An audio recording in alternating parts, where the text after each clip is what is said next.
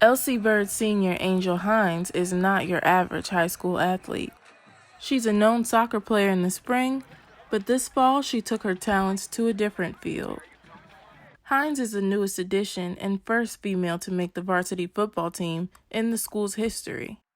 In the coach's search for their next kicker, defensive coordinator Matt Bland spotted Hines at a soccer event and invited her to try out for the team. She accepted, was welcomed with open arms, and has been eager to expand her skill set ever since. Football and soccer call for different drills, physical tests, and techniques. Kicking a football requires concentration on new areas of the foot and a complete different stance. And with the soccer ball, you're just like, you don't have to worry about making sure your form is correct or just like leaning back or leaning forward. You just have to just kick it. It's really easy. Not only has she gained new skills and teammates, but a substantial support system and inspiration. She works hard, she never misses a day. She holds herself to the highest standard that everybody else in the program does. So it's been nothing but amazingly positive experience. It's been great working with her mom and her to make sure she feels like she's getting everything she needs to be successful.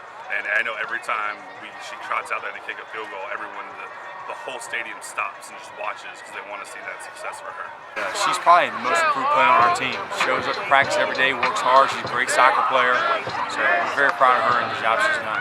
In this endeavor, she's been told she's nothing short of an inspiration.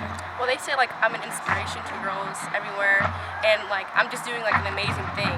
And being the first girl on the team, they say it's just wonderful. And they said I have a lot of guts doing that because it takes a lot of guts to be the only female on the team. And the outpour of positivity continues to grow as the season goes on. During the homecoming game Friday, her support from the student body showed up in one of the biggest ways yet. Homecoming queen, Angel Hines.